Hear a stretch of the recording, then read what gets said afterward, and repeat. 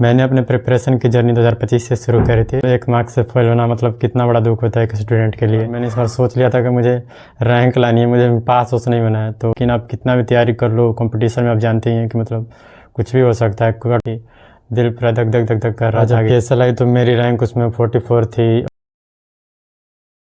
साथियों, मैं भी उन लाखों छात्रों में से एक था जिसने इंडियन एयरफोर्स में अपना नाम बनाने का सपना देखा था, लेकिन सिर्फ एक गलती की वजह से वह सपना धरा का धरा रह गया। सिर्फ एक गलती की वजह से।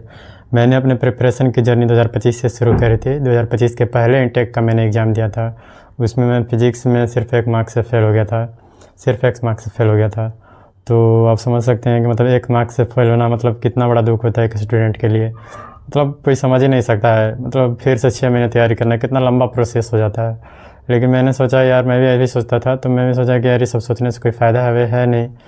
तो फिर उसके बाद मैंने अपने कमियों को एनालाइज़ किया और मैंने इस बार सोच लिया था कि मुझे रैंक लानी है, मुझे पास उस नहीं बना है। तो फिर मैंने अपने कमियों को एनालाइज़ किया, वीक चैप्टर्स को देखे और बढ़िया से उस पर 3 महीने एकदम बढ़िया से काम किया।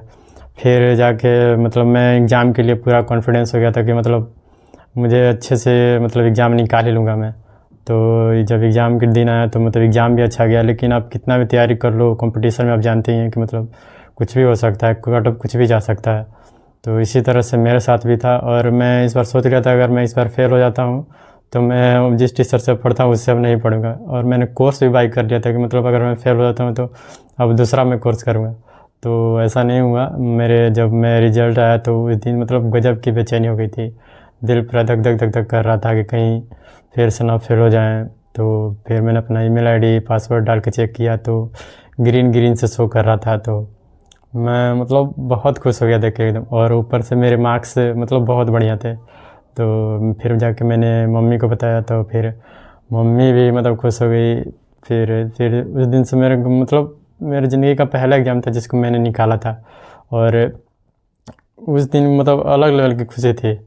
फिर धीरे धीरे सबको पता चला, घर में सारे लोग खुश हो गए। फिर मतलब मेरी उस दिन से मतलब मेरी जो मैं सेवा है एकदम बहुत बढ़िया से खातिरदारी होने लगी। फिर उसके बाद मैंने मतलब GD भी निकाला, फिजिकल भी निकाला।